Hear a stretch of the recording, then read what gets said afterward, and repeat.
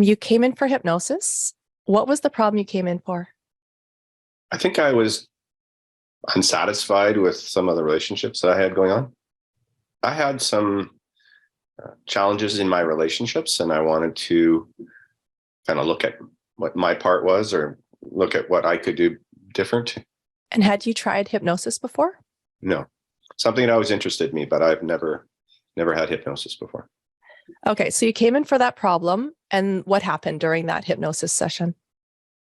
Well, we started to talk, and you asked me some questions, and I gave those some thought. Some of my responses were sort of off the cuff, and I think you challenged me, if I can use that word, to go deeper and to think about things from a different point of view. And so it had me searching and thinking, and I think it helped unlock some doors for me. Like what?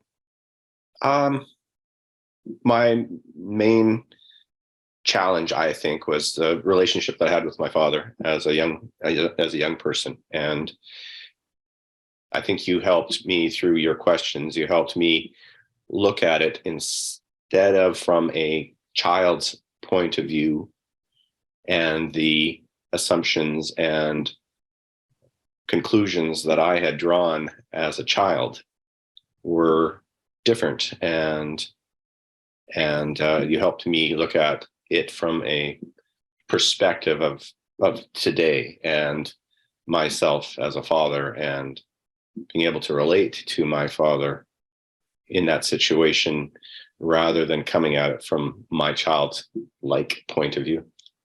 How was that affecting your other relationships? Those assumptions that I made when I was young, I carried them with them. They became part of my inner dialogue, part of my mindset, and had me looking at and reacting in my relationships from that child's point of view. And with your gentle guiding, I think I'm looking at it now from a adult's point of view, from a person who's experienced that. I was able to put myself in my father's put myself in his shoes, so I could better relate to him as a parent, as a father. Right. And then how is that shift in perspective? How is that going to help you now? I think it will help me in all my relationships. I think that I came at it from my point of view of not feeling good enough and not living up to what I thought my father's expectations were of me. And through our dialogue, I am looking at it from a different point of view. I'm looking at it from the point of having, some healing and some forgiveness of him, forgiveness of me. And I think that will help me in my confidence and in my way I relate to other people in my life. Wow. Right. And so when you think back about your original problem, then how did you feel about it after hypnosis? I felt I felt like I had done some healing. Obviously, it can't happen overnight, but a shift in my focus, a shift in my thinking, and going forward with a different point of view, with a different perspective. Right. And then what will that make possible for you that maybe wasn't possible before? I think I could be happier. I think I could be entering into a relationship more whole, more complete, and with a different mindset, so that I wouldn't be trying to solve a problem that's not there, to the shadows of my past relationship with my dad are clouding my relationships going forward. So I'm hoping the sun comes out and drives those shadows away. Right. And do you want to share what happened when there was a picture that you saw on your fridge? Yeah, I had a picture of my mom and my son. And it's a picture that I've had on my fridge for a few months. And I found it about a year after she passed away last year.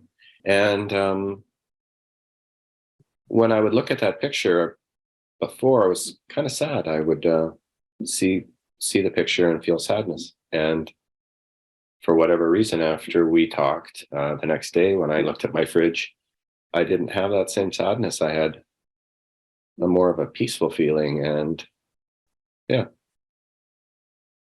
Right. That's great. Yeah. And did anything else come of all these realizations? What it's affected is my mindset. So I'm looking at the different relationships in my life of the people that are closest to me, and looking at how I could change those relationships, what I maybe have done in the past that wasn't working, and going forward, have some ideas on what I want to do differently and how I would approach decision making and just my whole mindset in terms of those relationships, how I would change the thinking that I have. Would you be open to sharing one of those? Okay, sure. All right. I'm in a shared parenting relationship with the mother of my son. And I think in my dealings within that relationship, I think it reminded me, I didn't see it in the beginning, but through recently, through our conversations, I started to see how that relationship that I had with my father, I took that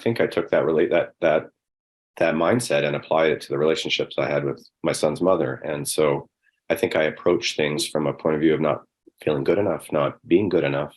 And so I had a lot of guilt and a lot of feelings of responsibility in terms of what I should be doing. And so anytime that there's an interaction between the two of us, as we discussed, I would give her the keys to my car, my car being a metaphor for myself, my life, my decision making. So through those feelings of inadequacy and feelings of not being good enough, I'd give my power away. I'd give her the keys to my car to drive. And sometimes I'd be in the passenger seat watching her drive, and sometimes I'd be in the back seat watching her drive with my son. And it made me feel again not good enough. So I'm going to look at that relationship going forward and try to make sure that I'm driving my vehicle, my life, be the driver of my car, as opposed to giving my keys away. Right. And that was, how long had that problem been going on for? Since the moment I met her? No, I'm kidding.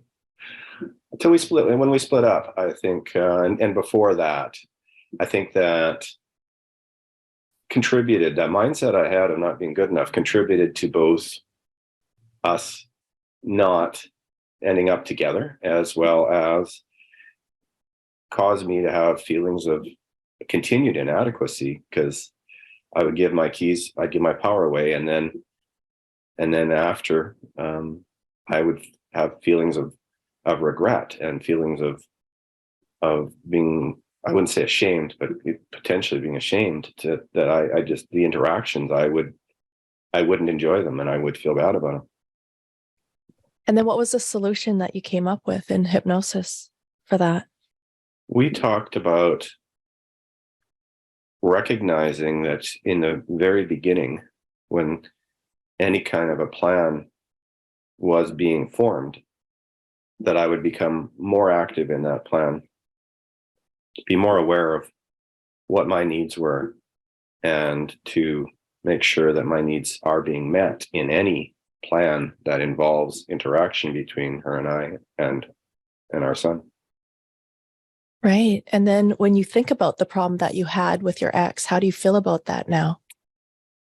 I feel good and I feel bad. I feel good in the sense of the challenge that I have ahead of me, and the goals of trying to change that relationship. And course, I feel bad because it's been 4 or 5 years that I've given my power away and taken a back seat in that relationship. Right. And then now what's possible for you inside of that relationship now that you have the keys? What's the key? I think anything is possible. I think my interaction with her will be different because I'm coming at it from an equal point of view with her. I'm an equal. I'm not damaged goods. I'm not a lesser person. I don't owe her anything. And therefore any interaction that we'll have from now on will be equal. And I'll make sure that my needs get met as well as not from a totally selfish point of view. I'm not going to go overboard, but every decision will have to have a component of what my needs are, and are my needs being met in that decision, in that plan. Right. Would you be open to talking just about couples therapy, how that was different from hypnosis, your experience? Because I think some people will be interested in that. All right. I think that I've done a fair amount of couples counseling with the relationship. We saw more than one counselor, did more than one type of counseling, saw counselors that were both male and female. And I think the experience for me was that although it was a positive and a negative. So the positive experience for me was it helped me open the lines of communication and communication styles and being able to express myself and feel that there was a opportunity to be listened to and not talked over, and vice versa, that when the person I was in counseling with would speak, that they would be able to have a safe space to make sure that they said what they wanted to, and that the opportunity was there for listening. The negative for me on it, I felt it was confrontational. I felt that we were adversaries, and that the counselor was more looked at as a referee or as a judge, and things like, see what I have to put up with, see what he's like. Those Yeah. type of sayings were used, and that made me that's where the safe space disappeared. For me, was that adversarial role, was that we weren't there trying to solve a mutual problem. We were there with the person I went with, trying to prove that I was the problem, it was my fault. And that I didn't enjoy that part. I felt that was counterproductive. And so how do you feel about hypnosis being able to solve some of those problems that you had with that person, whether you're in a relationship with her or not right now?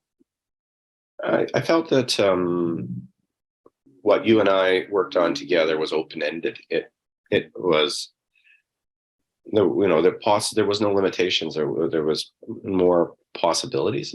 So we were exploring the possibilities. Right. That's great.